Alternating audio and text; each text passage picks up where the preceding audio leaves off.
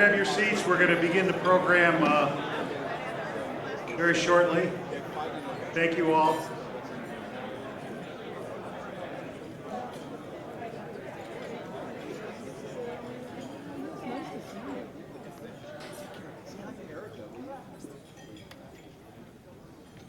Good afternoon. I'm Fred DeGrandis. I serve as the Managing Director and Chief Administrative Officer of the Global Center for Health Innovation.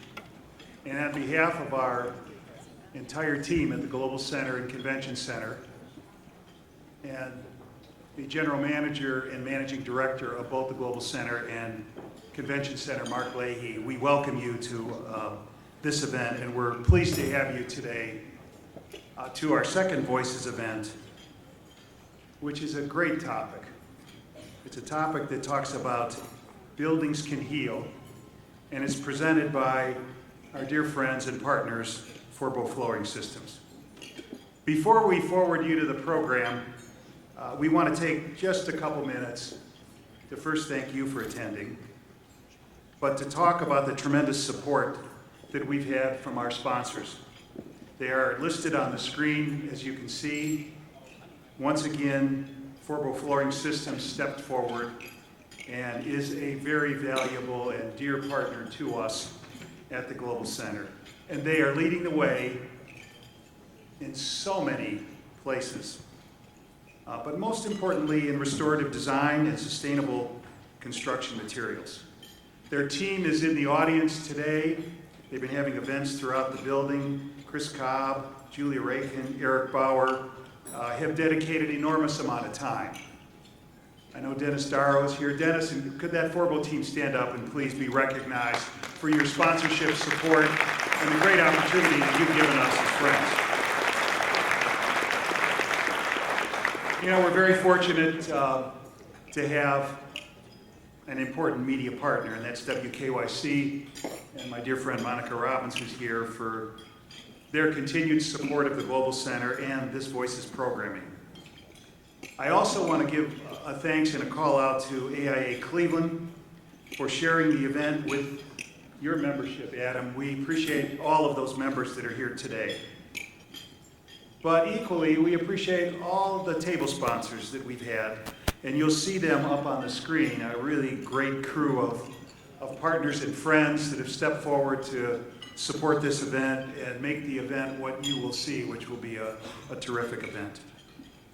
But you know, we all know that have participated in programs such as this, that it takes, in addition to the leadership that Forbo's had and our partner through WKYC, it takes a great team, our Global Center team, led by Julie Krebs. Where are you, Julie? You should be somewhere behind us, among us, standing up and being recognized. Julie, stand up, please. Thank you so much for your work, your support, and your help in making this go on.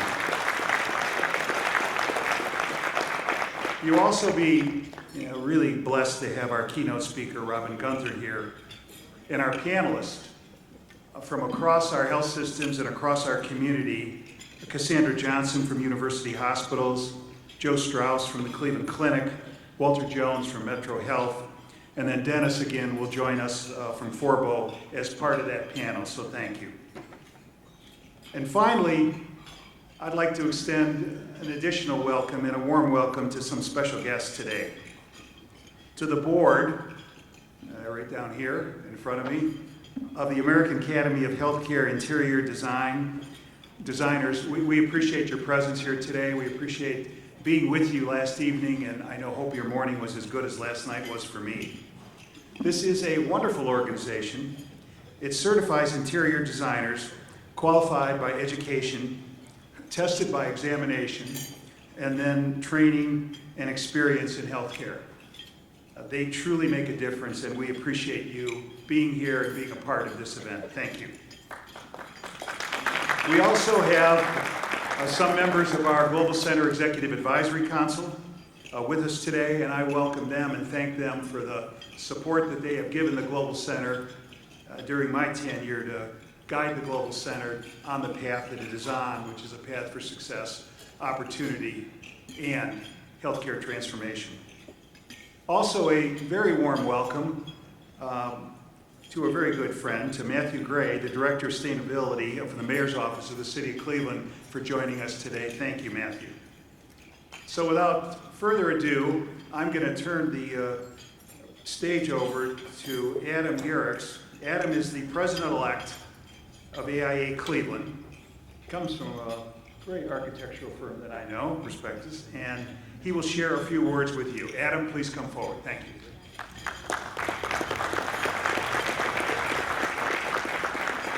Good afternoon. Thank you. I am pleased to be in attendance for today's event and thrilled that AIA Cleveland has had the opportunity to co-sponsor this. Judging by the attendance today, this is clearly the type of programming that both design and healthcare professionals are interested in. In addition to sponsoring this event, AIA Cleveland aims to provide valuable programming throughout the year to local design professionals. I would welcome and encourage everyone in attendance today to visit AIA Cleveland's website and event calendar located at www.aiacleveland.com. I look forward to hearing our distinguished guests and industry leaders share their stories on a joint mission between architecture and healthcare and how to protect and promote health and healing. Thank you again for your attendance and interest in this program, and I hope to see you at AIA Cleveland events in the near future. Thank you, Adam. Adam's organization was one of the first, am I right, Adam, to hold an event here, their leadership and awards event here as this magnificent facility opened. Now I'd like to introduce, which is always a real pleasure, my friend, the host and moderator for today's program. You all know her as Monica Robbins from TV3. She is a senior healthcare correspondent and has done that for a few years. Has come to a few events with me and always made those events just a little better because of her presence and because of the breadth of knowledge that she brings. Monica gives what is the most precious gift that you can give to organizations and to events like this, and that's her gift of time. So we really appreciate you being here, Monica, and please help me welcome Monica Robbins up to the podium. Thank you, Monica.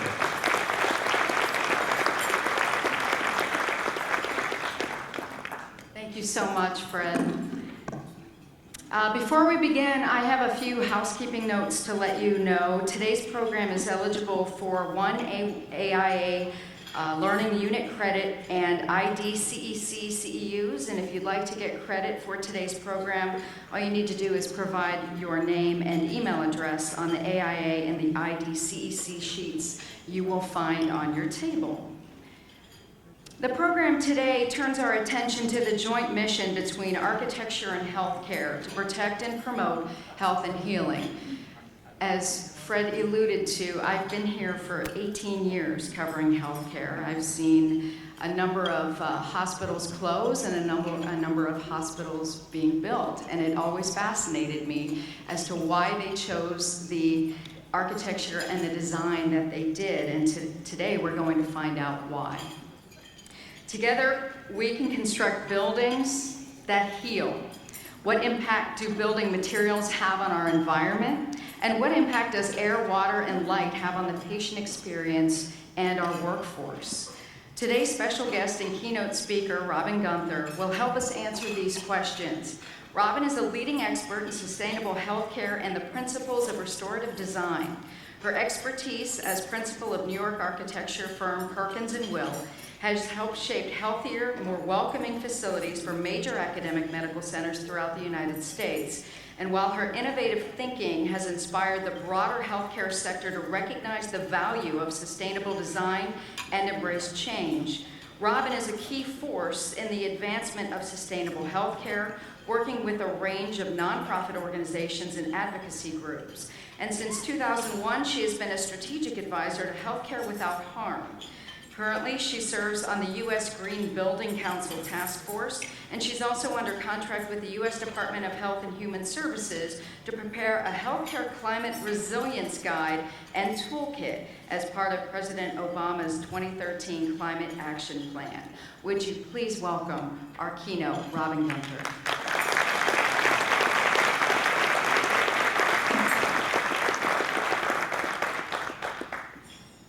Thank So I want to start, I know you're all eating, but I want to kind of start with asking you, well, that mic has to go off, I think, or I have to stand over here. Show of hands, how many of you are interested in transforming healthcare's environmental footprint?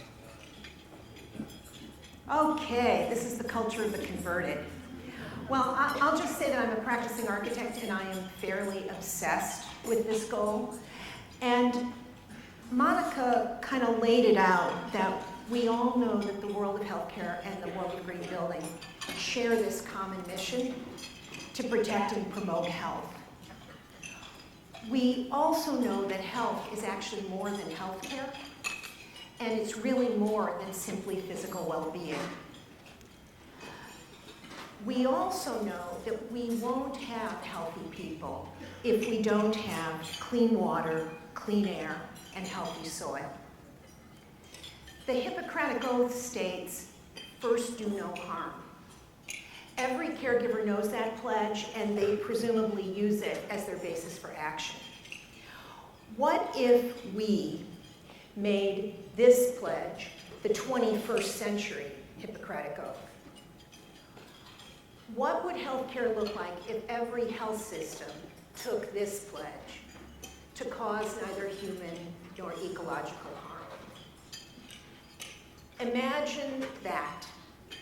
Imagine for a moment a world in which the delivery of healthcare created nothing but health.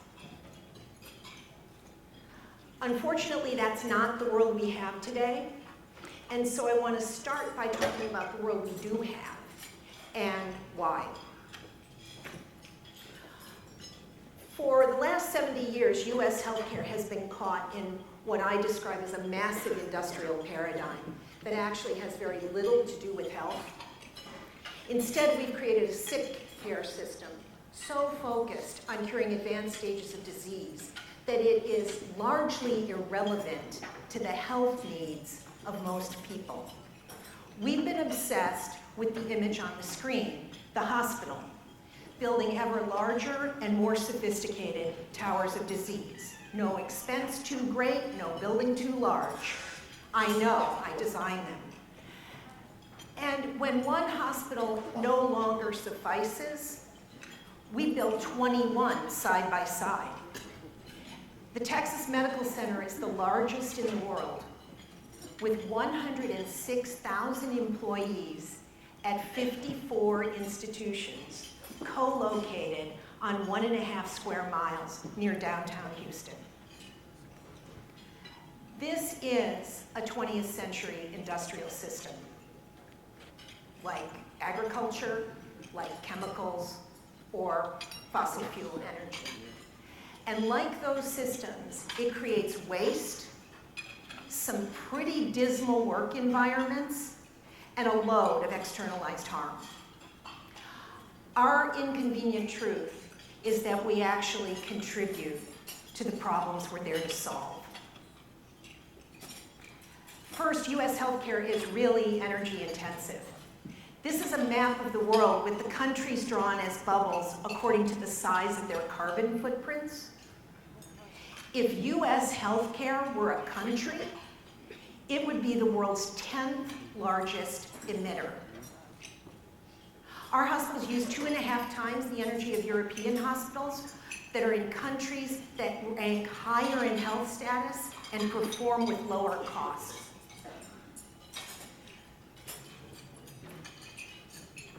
According to the Journal of the American Medical Association, every year, US healthcare pumps 217 million tons of CO2 into the atmosphere, 8% of US total, with hospitals themselves accounting for a little more than 1/3 of that, or 3% of US total.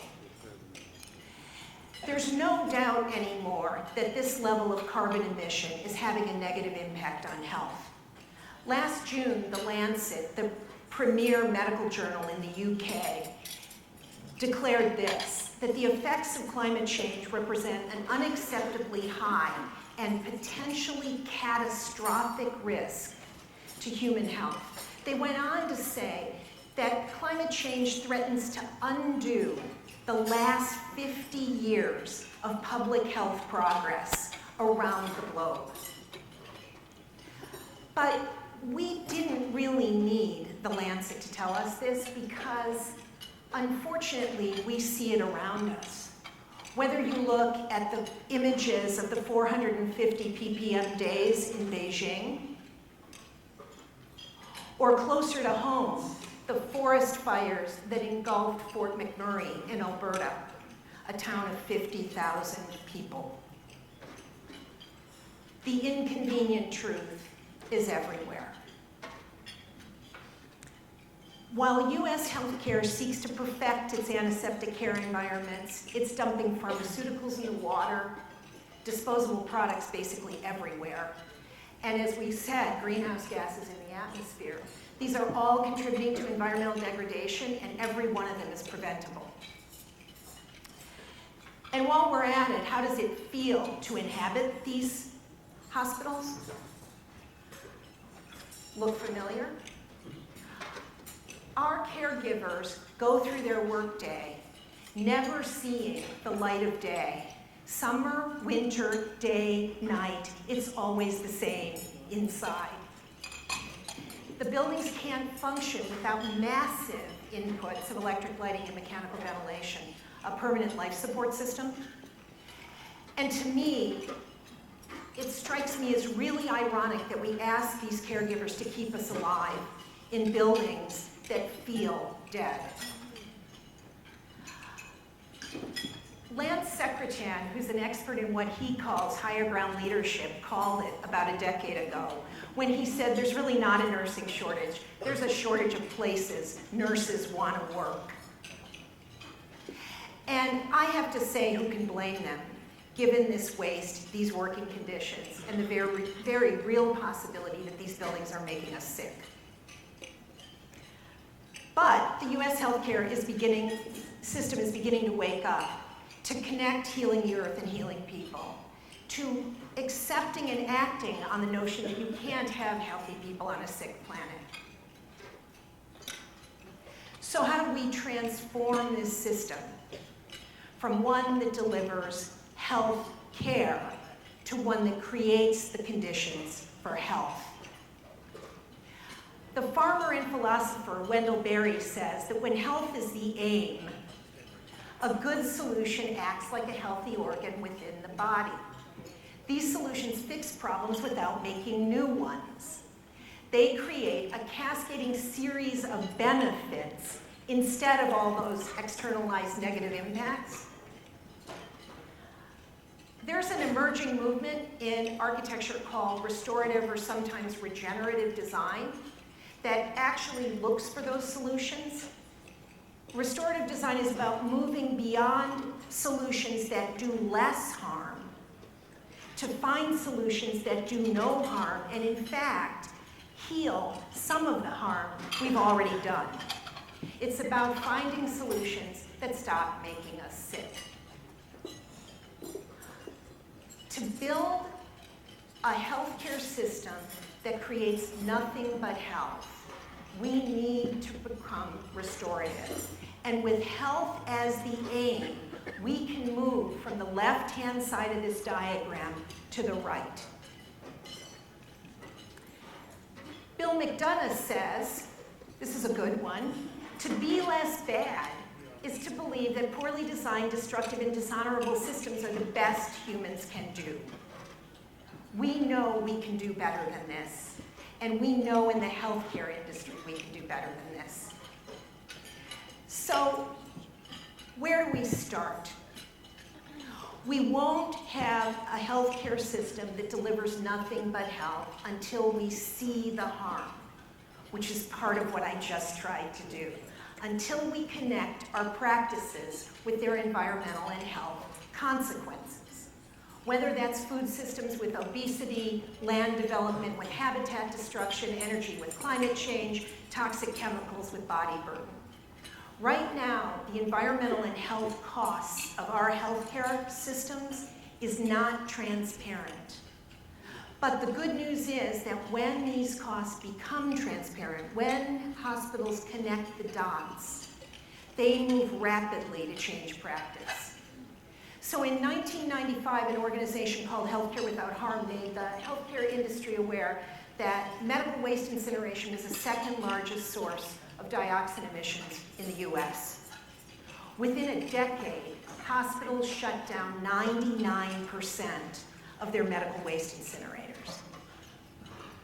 Kaiser Permanente now serves patients and staff local and organic food sourced from on-site farmers markets, using their purchasing power to move from an industrial food system that relies on pesticides, growth hormones, and antibiotics, we know that's helpful to healthcare, to a system that promotes healthier food choice.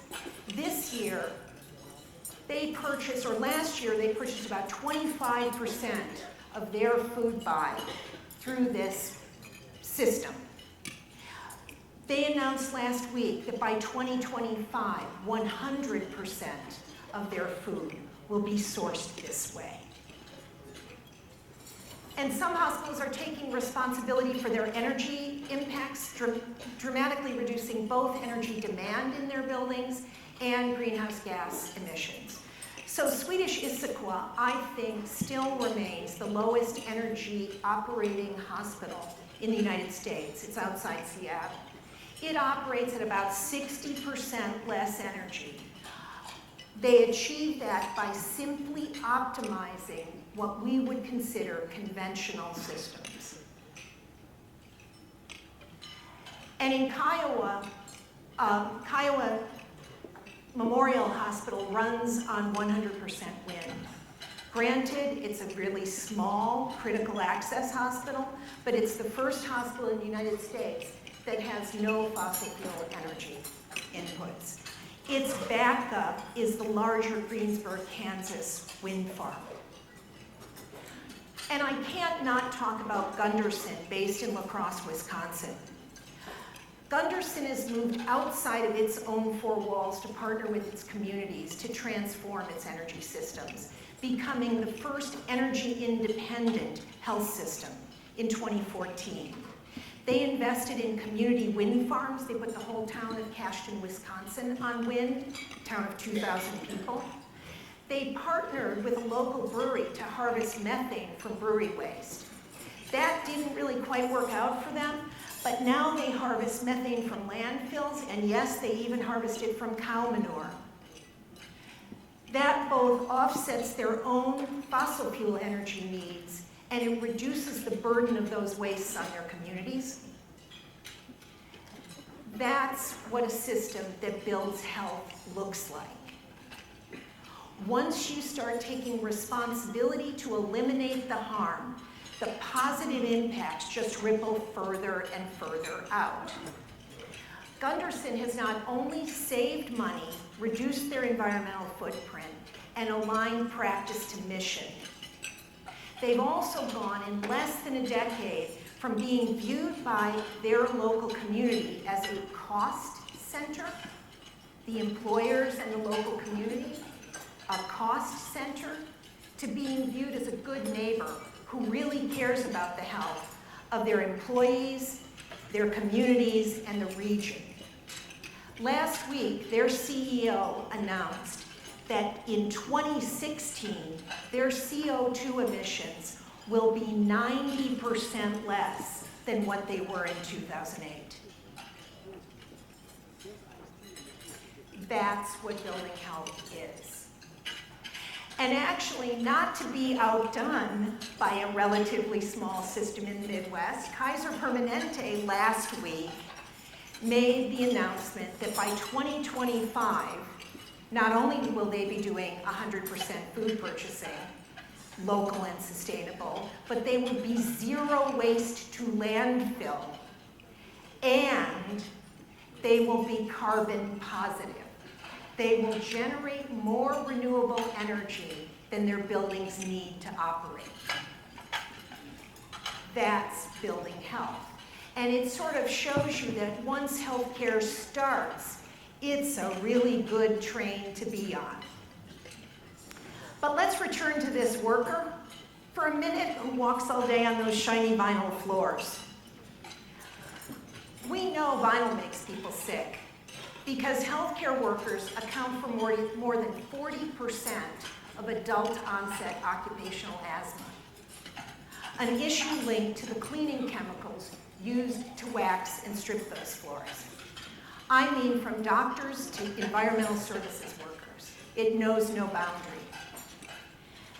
When we walk on those shiny vinyl floors, we don't see that. And here's the other problem. In a place called Cancer Alley, that's an 80-mile strip of the Mississippi waterfront down in the Delta, it's home to more than 150 petrochemical plants, including vinyl manufacturing. 91% of the residents of those communities have at least one health problem linked to chemical exposure. So when we use that product in our buildings, we don't see this family in Mossville, Louisiana. It's not on the box. So how do we see it? And actually, why does it matter? Well, it matters because the built environment is the stage for our lives. Every day we make millions of material decisions that have massive consequences for both ecosystem and human health. So, like, take a deep breath because we're going to go on another trip now. Buildings are huge resource consumers. I already talked about the greenhouse gas emissions, but they're also responsible for more than half the flow of global goods on the planet, and about more than 30% of raw materials extraction. Our building materials come from somewhere. This actually is a photo of a bauxite mine used to make aluminum extrusions that we use in our buildings. Increasingly, this extraction is generally happening pretty far away from us, and in a global market, even further away from us. We then manufacture these materials, and increasingly that's happening on a global basis in situations of worker health and safety that we can barely begin to imagine. We then put them in our buildings and we sort of assume they're inert and they're just doing their job. And then at the end of our life, we tend to reclaim the building materials. And here's another really interesting one, that in a global materials industry, the pressure on extraction is really growing. And we are in planetary overshoot. There aren't enough materials to extract. So in a global materials industry, we're going to be reclaiming more and more of our building materials. Our grandchildren will reclaim the building materials we install today to build their buildings. So what we build our buildings from does matter. So I want to ask you, what do you think this carpet is made of? Carpet in this room is made of. Until about 40 years ago, it might have been the skin of the hair of this guy, right? It would have been wool. Maybe wool cotton, but it would have been wool. But by 2000, only 6% of our building materials come from renewable resources. So what are the other 94% made from? They're either non-renewable natural resources like the bauxite mine, or they're synthetic. This is the generic ingredient list for this carpet. In other words, but you know, that ingredient list you're not going to find on the product anywhere, but that's what it's made from. In other words, it's made from this. So there's about 6.8 gallons in a barrel of oil. That's the waste product from refining oil for gasoline. We used to dump that into rivers, streams, wherever. Not really a good system. But now we turn it into building products. And that inexpensive byproduct, oil byproducts, are the backbone of the modern construction industry. We haven't always seen the harm that bad building material decisions make, but this is the face of asbestos poisoning. Some of the hospitals in this room are probably still removing asbestos from their buildings. Since the year 2000, the CDC has been tracking the chemical body burden of Americans, and they publish like annual reports on that. They update them every now and then. And of course, what we know is that flame retardants, PFOAs, which are sort of stain repellents, etc., are all increasing in Americans. But it's not front page news. Whoops. So in 2007, I decided to have a body burden test to see what chemicals were in my body. And until last year, I never talked about it with anyone. It was just sort of my kind of an overwhelming problem.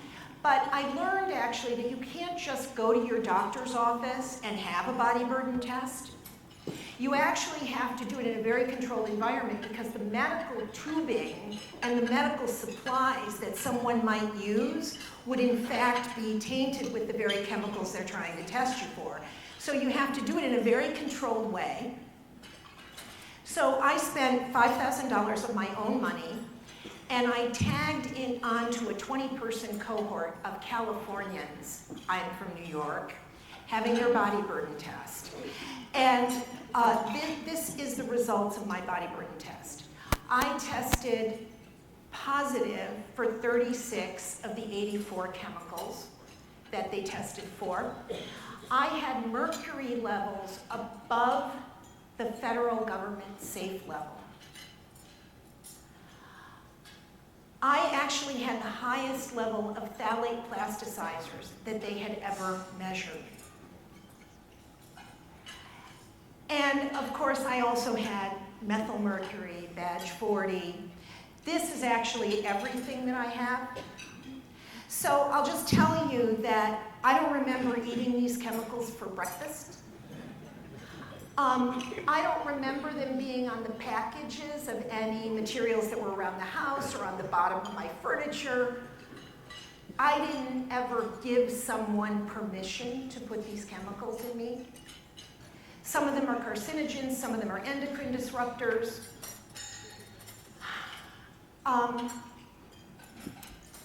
Some of them are in building products. Some of them are in the carpet I showed you earlier.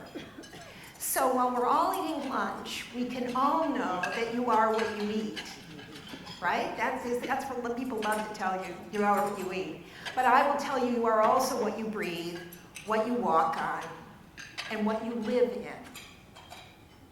So I just want you to ask yourself the question, what do you think you're breathing right now?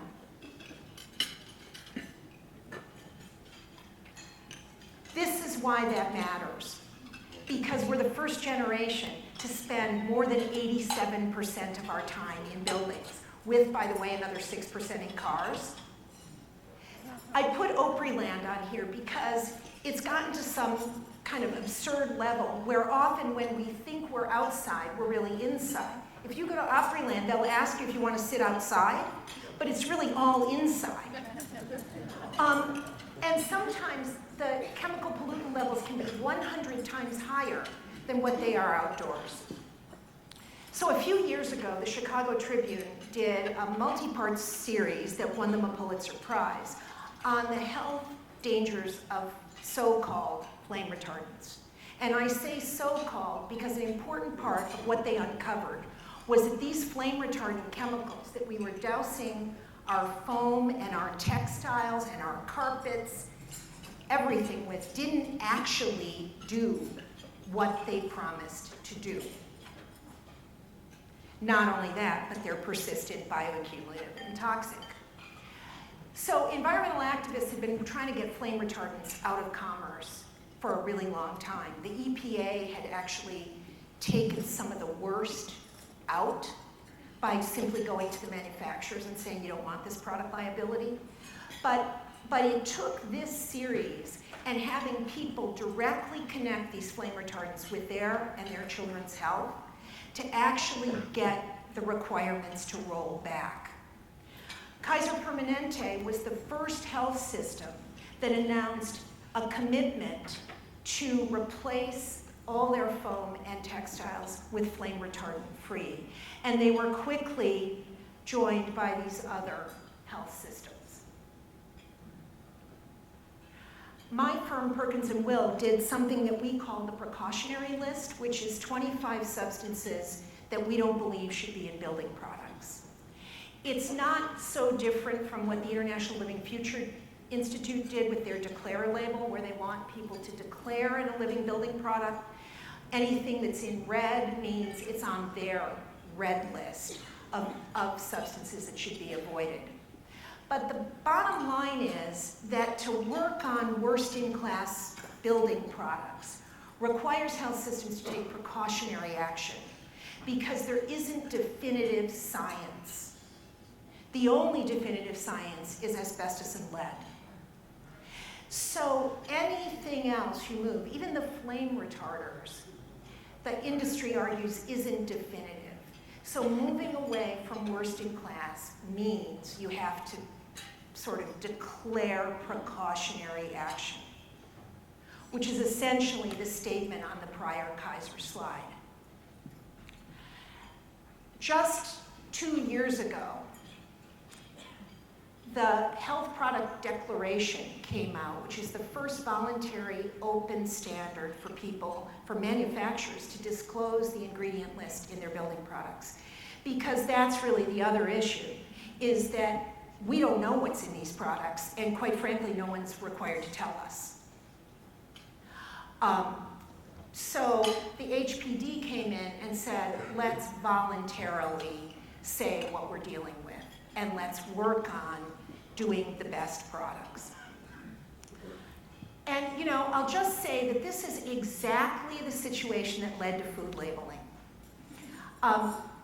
Most of us are almost too young to remember the world without food labeling, but the world without food labeling, food manufacturers started substituting less and less nutritious ingredients in packaged food, and the government realized that without disclosing the ingredients, the consumer had no information on which to base a choice between 2 loaves of bread. They called it a race to the bottom. Well, let me tell you, I think we're in a race to the bottom in building materials. So last week, Healthcare Without Harm announced the beginning of Green Health Exchange, which is sponsored by 4 leading health systems across the country. And it is meant to become a new kind of purchasing forum for healthcare to select and scale better building products. So that's like a movement that's just beginning, and we all need to take it seriously. And why should we care? Here's the business case for better indoor environments. First of all, they lower healthcare costs. Secondly, they increase productivity. And thirdly, they might actually contribute to buildings that people want to work in. Last year, the Harvard School of Public Health taught us that cognitive function scores are better in green buildings. So we actually perform better. That's an interesting finding.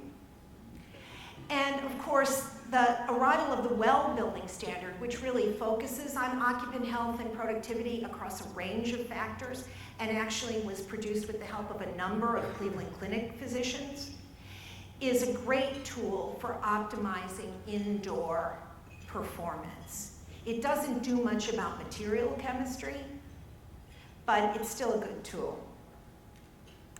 And so before I leave this, I just want to say one more thing. That when we put toxic substances in building materials, we put those substances away for a long time. They're not in rivers, they're not in streams, they're no longer visible. So, remember what I said about our grandchildren harvesting these buildings? And let's really think about whether this is the legacy we want to leave. Because this is mercury in drywall, this is fly ash in ceiling tiles, this is a whole range of stuff that we are just beginning to see. Now, I'm going to end my last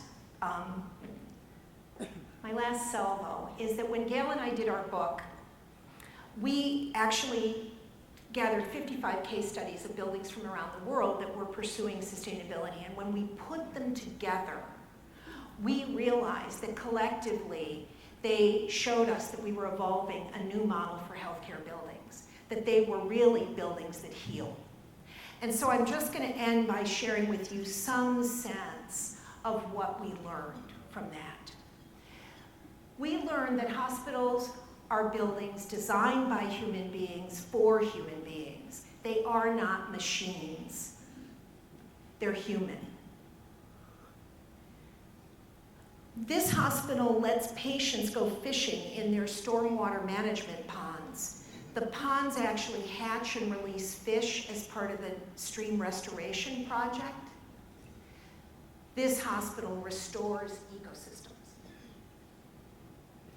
Even on really tight urban sites like downtown Boston, hospitals are finding really innovative ways to integrate nature and daylight deep, deep into clinical areas. In this case, an emergency department. And that transforms the experience of both giving and receiving care. At Spaulding Rehabilitation Hospital, patients work out in gyms with operable windows so that they actually exercise in ambient air conditions and they hear the sound of boats and birds on Boston Harbor. Hospitals can be built with healthier materials that can be maintained with non-toxic cleaning products, so you don't have to be afraid to breathe. They actually can be designed with nature and really look at the way the building works between the inside and outside and use the exterior wall to create amazing spaces for patients and staff to inhabit. They can also create public spaces, new town squares that change the relationship between health management and sick care and invite people through their portals. And by the way, this health clinic in London has a roof that's the habitat for the endangered redstart bird in the lower left-hand corner. So they can both have a plaza for people and a really safe place for the birds. And last, I think they can move upstream. They can really engage in population health, like this example of a Kaiser Thrive bar in the lobby of a hospital, where you can go tune up your Kaiser app, ask health questions, etc. Or where Kaiser can collectively display the big data collected improvement on the population against chronic disease markers, lowering their community's cholesterol. And finally, buildings really can transform the process for caregivers. These buildings can be places where caregivers do their best work and recognize that what patients really want is to be transformed from illness to health. So I know you're all wondering what this costs because A, your hospital doesn't look like this, and B, you think this is all about money, right? This is all money. Surely if we could afford this, everything would look like this. But I will tell you this is not about money, it's mindset. Because many of these solutions actually save money or they're cost neutral. I think the reason we don't do this is because sometimes we just don't see the harm, like with the vinyl floor. And sometimes it's just easier to design and operate the way we always have. but I think I've showed you that there are already hospitals that are serving healthier food, that are becoming carbon neutral, that are partnering with their communities. These are not risky behaviors. Trust me, anything you can think of to do, probably one hospital is doing it. So if we can commit as an industry to build private rooms because they're better for patient health and safety, we can build those rooms with healthy materials and situate them in buildings that operate pollution-free. We just have to say no to the hundreds of negative health impacts we create every day. I know that all of you want to transform healthcare. You raised your hands, that's why you came. I just want to end by saying, together we can build buildings that heal. We can transform healthcare. It's not too expensive, it's not too risky, it's really nothing more than common sense. It is your mission. Thank you.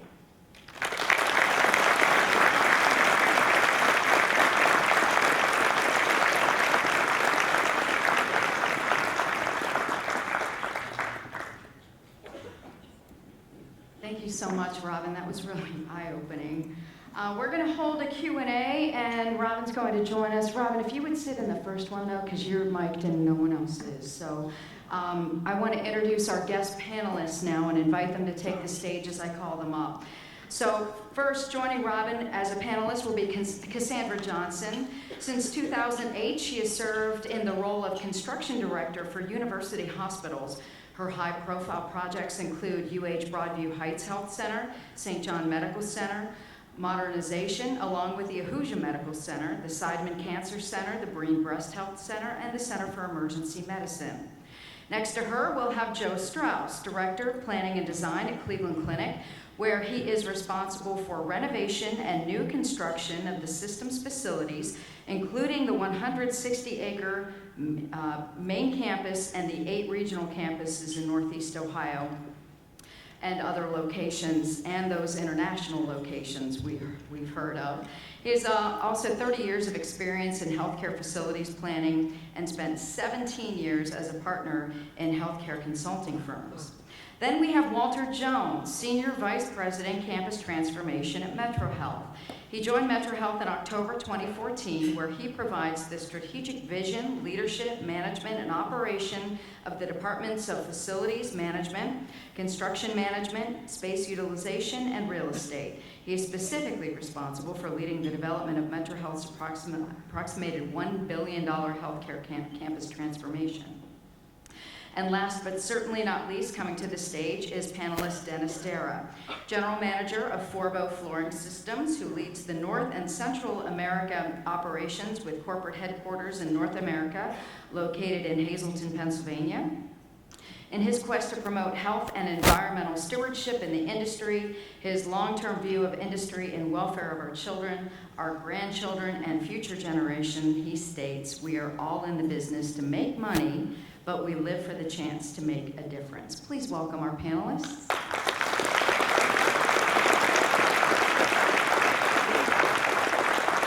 I'm going to kick this off and get things started, but I want you to listen carefully because you two will have the opportunity to ask a couple of questions of our panelists. But I want to start with Robin. You spoke about the green building movement, postulating a future based on restorative design. From your experience, what are the key considerations architects, designers, and healthcare systems need to address when embracing for the planning of the movement? Because, you know, here in Cleveland, we've seen a number of hospitals being built. So what do they have to remember? I think they have to remember, first of all, to really have the courage to act on what they see. So they have to sort of see the larger picture of connecting to the harm, and then they have to have the courage to act on that. And that's what it takes to move the needle, simply. In last year's Ohio Healthier Hospitals report, UH was acknowledged as leading the way for energy conservation and establishing a green revolving fund. Can you describe this for us and give us an update? Sure. The fund is actually established by MCCO, the medical company, I don't remember what that acronym stands for, so MCCO. And we actually have, we can participate in it along with several other university circle organizations. It's a $3 million revolving fund. There's about a 3 to 5 year expected payoff on the fund. Education, reducing water, reducing energy, all the things that we talked about here. As we were talking about this and as I'm listening to Robin's presentation, I'm thinking, how do we deal with the issue of it being cost neutral? I think that we understand that that is the case and we're moving toward that. But still in our journey with this process, we're still looking at capital budgets. And so I thought about, this revolving fund may be the foundation for us to say, how do we look at this from a capital and an operational cost so that we do that going forward? So I think that it's a great opportunity. Our sustainability team is looking to replicate that fund at many of our community hospitals. So we're pretty excited about the fund and what it can do. All right. Joe, you can't chuck a rock without hitting new construction on Cleveland Clinic's main campus. With your organization, you're responsible for renovation and the new construction of the clinic's 160-acre main campus and the other facilities. What sustainable restorative design considerations do you activate when renovating these local and regional institutions, and what have you learned through each construction project?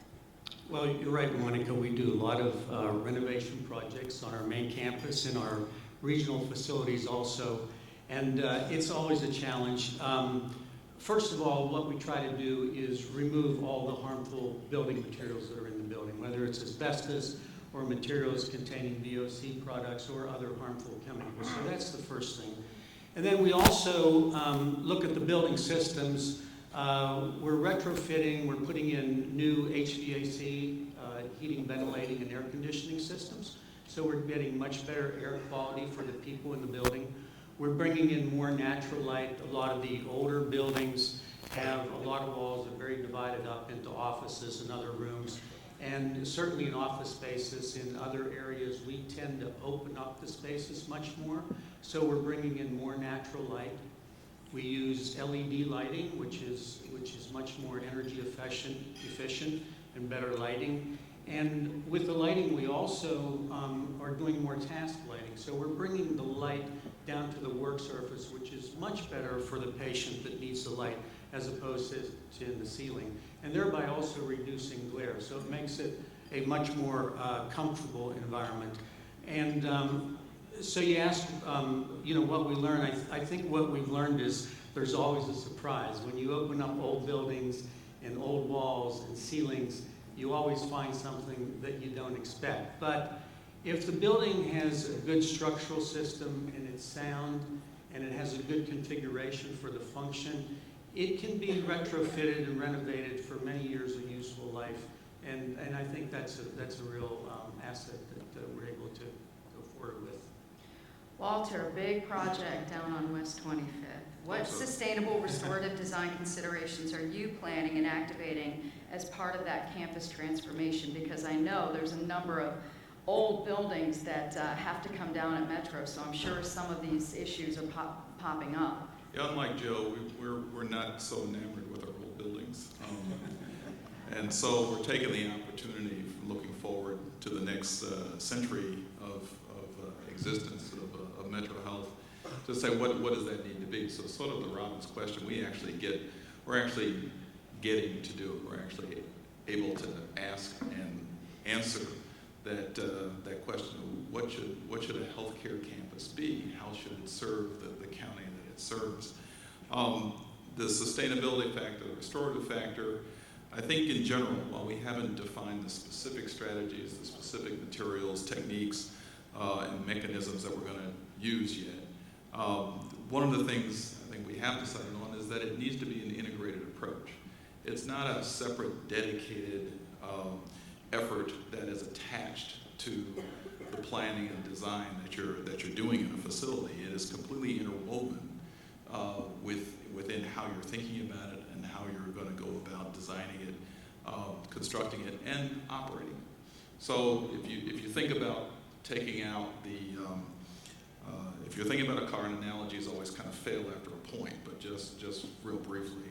So you think about an automobile and you decide that because you didn't want to pay for all those sustainable features, you're going to remove the catalytic converter and the computer program that makes it, operate that way, and you may go ahead and put a carburetor back on it and this kind of stuff or whatever, and you might do it for the reasons of, I think I'm going to save some money, and but you have a very inefficient machine at the end of the day to do still what it needs to do. So modern automobile, like the modern building, in a way, again, analogies always kind of fail after a point. It's all integrated. It's all the same thing. No one would think twice about saying, I want to take that piece out of my automobile. We're looking at planning our new campus in much the same way. It's completely integrated. It can't be distinguished. It can't be separated. But at the end of the day, what we're going to have is a much better environment that we're providing for our patients and our staff. You can't forget them either. All right, Dennis, Forbo's philosophy, committed to the health of one. What does it mean, and what can we learn from it? Committed to the health of one came from an internal program we started probably 4 or 5 years ago.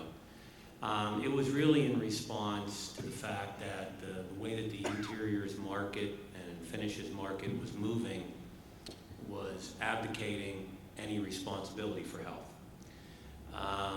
And that's why it's an action as opposed to a goal where we're committed to it, because when you look at materials, there's always progress. There's never perfect.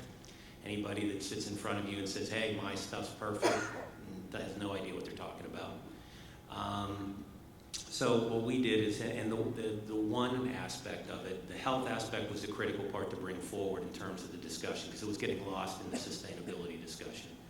And then the one is the ability to start with, whether it's one product, one person, one hospital, one community, the ability to build forward from there. Because if you start at that base level, at the essence of the product level and the individual impact, that can then spread, as Robin indicated. It's got to start somewhere, and the idea is that's where it started.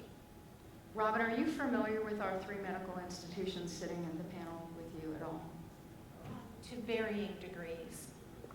Not all of them, no. Okay, because I was just curious as to because all 3 of them have gone through some significant changes in the last decade, 15 years. And Cassandra, I'll throw this out at you. We keep hearing natural light, and I know Cleveland Clinic has done the same thing, and Metro's Surgery Center has done the same thing. But what other facets are you looking at from the green aspect of this? What other things are you looking at for future projects? Thank you. So as I looked at Robin's presentation, I was really pleasantly surprised that a lot of the things that you talked about are things that we incorporated. Monica, as you mentioned, we went through our sort of major transformation a few years ago with Vision 2010. And that included medical centers like Kahuja Medical Center in Beechwood, the Seidman Cancer Center on our main campus, and several others.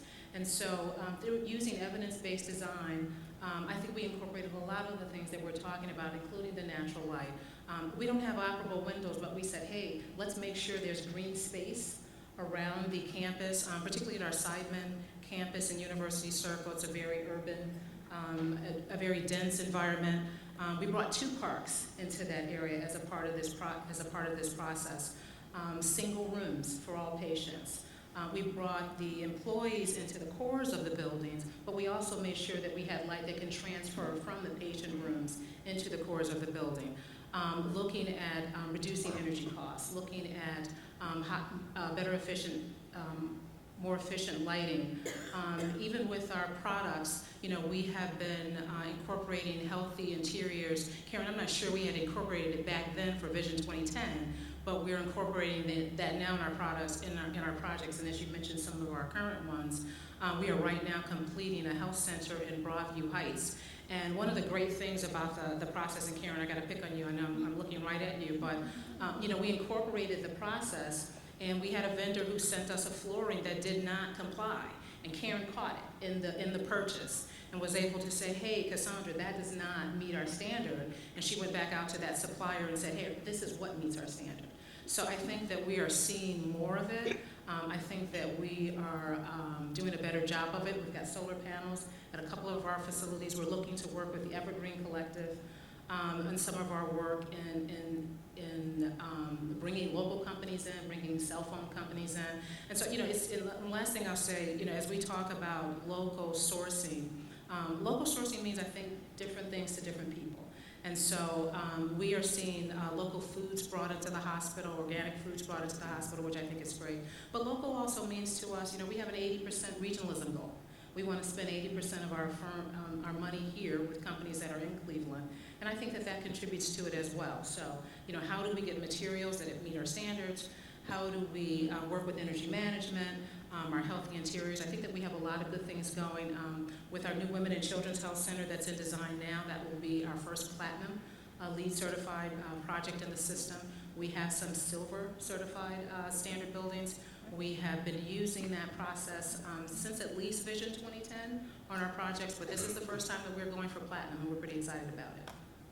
Joe, you have the new medical school being built, the cancer center being built. When you were listening to Robin's presentation, how many of those aspects are going into those new buildings? Well, I'm not sure I can count them all, Monica, but we designed to LEED building standards. We have a number of facilities that are LEED certified, both gold and silver. And then more recently, we also have 2 projects that we are doing according to the WELL building standards. And so that's a new initiative. Robin's mentioned it. It's a little different. It has a lot of the LEED standards in it, but it goes farther than that into the 7 areas that Robin spoke about. And it really gets to the healing aspects of a building, because it talks about having good food and nutrition available to the occupants of the building. It talks about the availability of exercise, whether it's passive within the building. Our new buildings, a lot of them, we have open staircases or staircases covered in glass. They're very safe, and we encourage people to use those. We have signs on those staircases that says free exercise machine. So we encourage people to use the staircases. And then we're also looking at areas of respite for relaxation, and just overall, just kind of a well-building approach with this new standard, and making our facilities both comfortable for the patients, but also the caregivers, because the caregivers are a great asset in our organization. I mean, after the people, really, everything else is there to support the people and the patients. So we want to make sure we have a very good environment for our caregivers, and so they can really help the patients that come to us. Walter, design still tweaking with Metro Health's new campus. Was there anything you heard from Robin that you're going to go back to the board and say, hey, let's add this, or you're going to tell me that everything she said is going to be in the new campus? Well, I may bring Robin with me. Maybe the best approach to do that. For our larger transformation project, again, we have a lot ahead of us to work on. But we do have 2 projects underway right now where we're starting to exercise some of those principles. Metro Health's campus, the last major building that was done on that campus was 10 years ago. And so we now are just on the throes of completing a 100,000 square foot addition on top of that 10-year-old building. And it's for our new ICU beds. And so to some of those principles that Rob is using, we're first starting with what was sort of under the moniker of evidence-based design, in terms of what, again, focus on the patient. What can the environment do to help the patient heal, creating that healing environment. Moving that to, again, not sustainability, if you will, sort of broken out as a separate independent element, but what do you incorporate? So probably the biggest single most visible difference that you can tell in the new rooms, the 85 new rooms that we've built on campus versus the existing rooms there, is the fact that virtually the entire exterior wall in these patient rooms is a window, floor to ceiling, side to side. Okay, so first thing, get them some daylight. They're all private rooms. They all have the patient and the families being able to be in the rooms all have a high degree of visibility to the outside and connection to nature. That spans a whole number of ranges of well-building, sustainability, evidence-based design, healing environments, all sort of in one thing. And it's the simplest thing in the world, because if I asked you right now, kind of where would you rather be, as great as fascinating as this might be, or whatever, but I would say more than half of you would in general describe a place that's outdoors and not indoors. So how do you do that, particularly in an ICU environment where somebody may have arrived at our hospital by means that are completely accidental, out of their control? They may not even know how they got there. They're disoriented. They're recovering. They may be there for, on a day-to-day basis, maybe another day, maybe another day, maybe another day, just don't know how long. And so what's the best that you can do for that person whose only, position may be in a bed, facing upward and able to move their head side to side? What's the best the environment can do for a person in that condition? And the simplest thing to do is give them something to look at. Let them see, maybe even feel the sunlight, see what's outside, for all the reasons of the benefits of daylight that we all know, all the vitamins that come along with it, but just the simple view, the relaxation, the pleasantness of it, maybe the longing to get out there, and to whatever degree that helps them to want to recover and urge them to get back home and get back to their lives, a sense of normalcy or whatever. A very, very simple thing. And again, kind of comes free. And so we're trying to utilize those types of techniques as best we can, integrate them into the designs that we're doing, and provide those kind of considerations, and hopefully proceed. We've got a lot more to do, so I've got a great adventure ahead of me over the next couple of years to see how we can make that happen. We have just a few minutes left. Does anyone here in the audience have any questions? If so, raise your hand. Julie has a microphone. She will come to you. Julie, up here. Up here. Oh, she's got it. Oh, hi. Robin touched on one of the sort of unsaid things that, as designers and professionals in this audience that I think are designers, many of us are, the issue of the cleaning products and the role of the government, CDC, and the requirements of those cleaning products. And then, the aspect of that worker that might be more of a churn-based worker, might not even work for the institution. It could be a hired gunman that comes in with this little card of whatever and does their thing. It is a real problem, I think, when we automatically look at a product and its performance and its ability to not hurt the environment in its innate state. But it's a whole nother thing when we look at the operations of maintaining it and at the same time fighting the superbugs and the various things that are in the way. How integrated in your design processes are the environmental services people, and are you drilling down to the process of what they're using and how they're using it, like waxing, other things like that?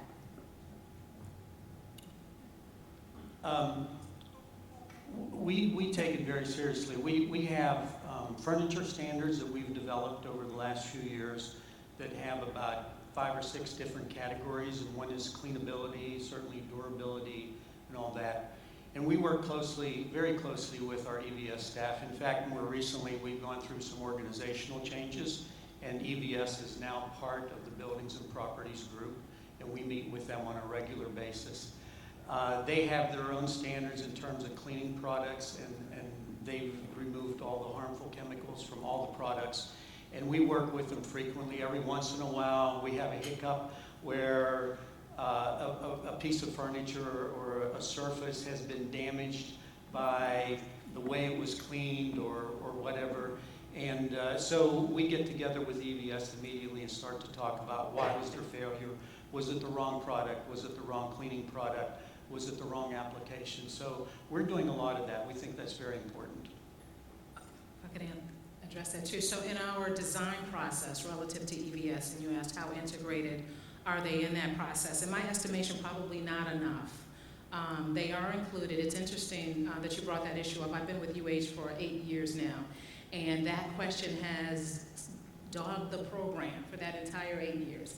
And we think we've solved it, and we see other challenges with it. I think that we've come a long way with that. You know, I would just toss in the other part of that is, we still have patients and employees who still see a shiny floor as the only way that's a clean floor.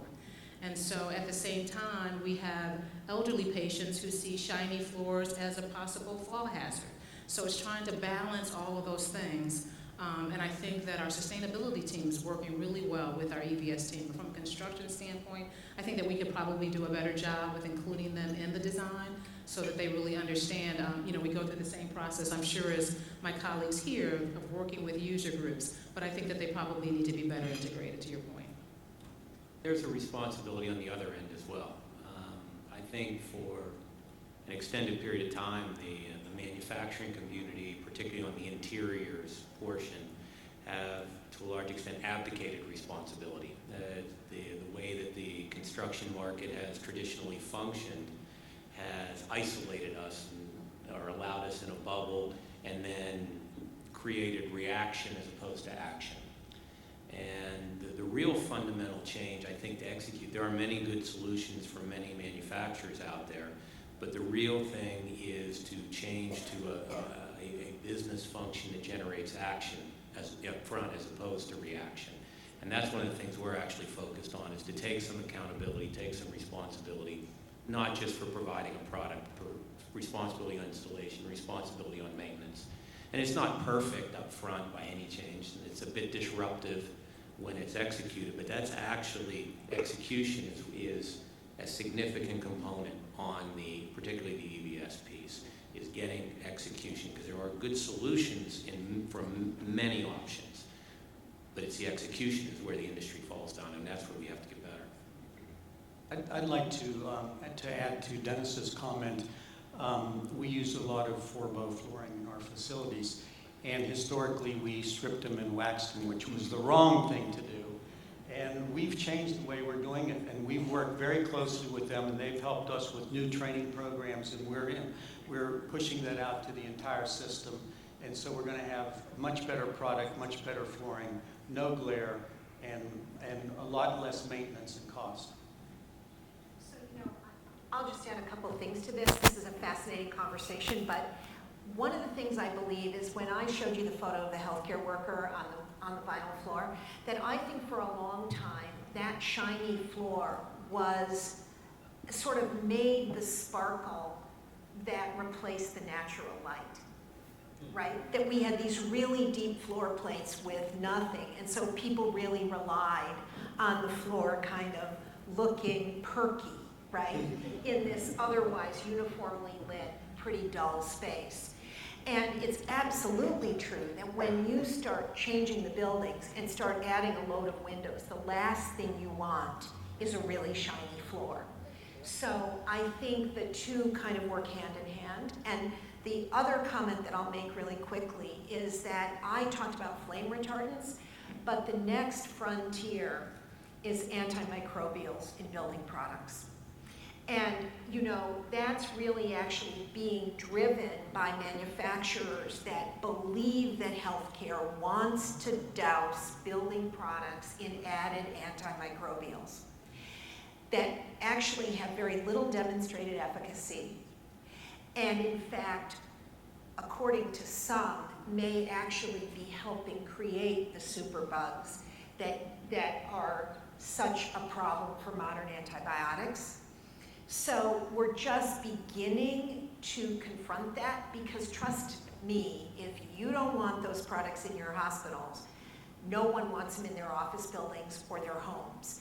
And everyone is thinking, well, healthcare likes that, so it'll be even better for my office workers.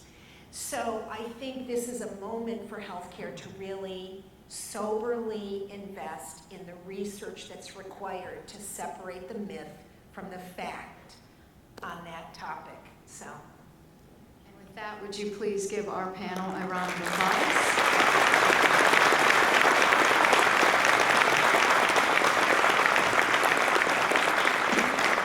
And before we adjourn today, if you have further questions or would like to continue this discussion, we invite you to join Robin and our panelists upstairs in the Forbo flooring suite on the 3rd floor. And we'd also like to mention that our guest associates are available in the Welcome Center for anyone interested in taking a tour of the Global Center today. Wanted to get you guys out of here and back for lunch. If you have to head back to work, thank you so much, and have a, oh, I'm sorry, I'm like cutting everybody off, and Fred has to come up here and tell me.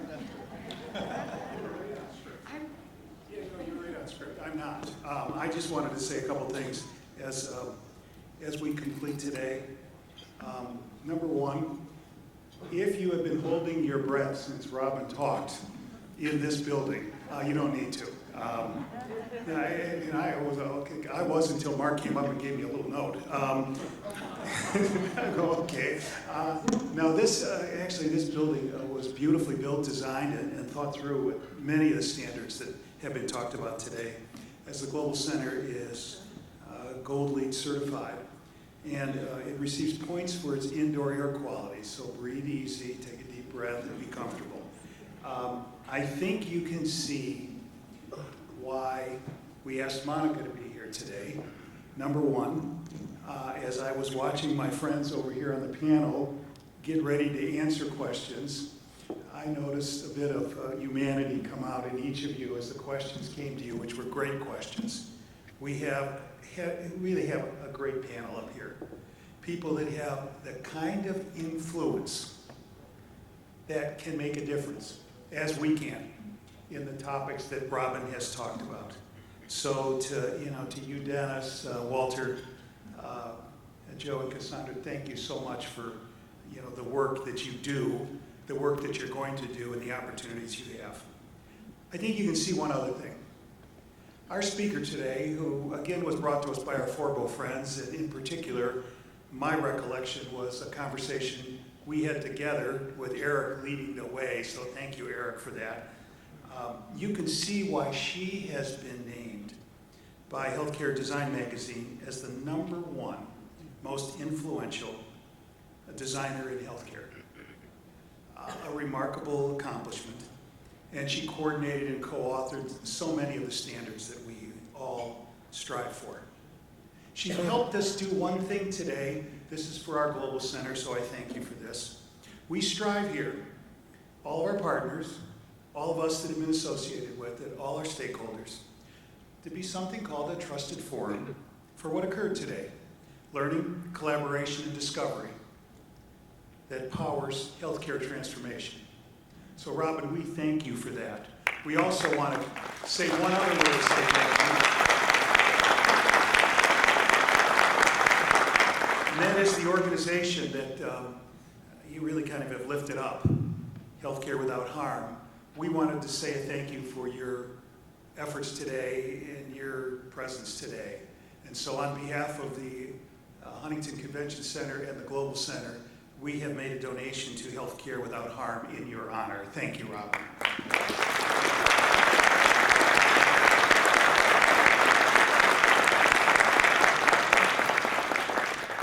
As we wrap up today, my name is Dave Johnson. I work here at the Global Center and the Huntington Convention Center.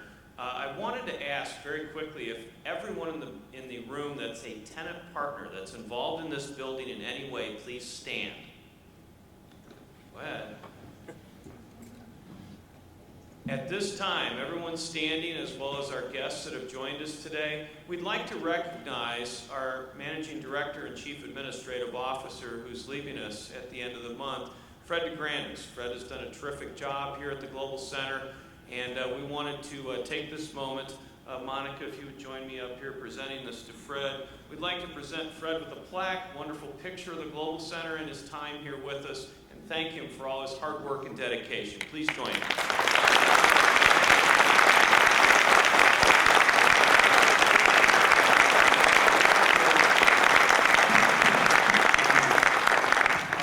Is for all you that stood up. The recognition is for all of you that stood up and have been on this journey with us, and that journey continues. I'm so honored that as I leave for another opportunity that I will continue my service to the Global Center as a member of the Executive Advisory Council and continue to work with you in that capacity.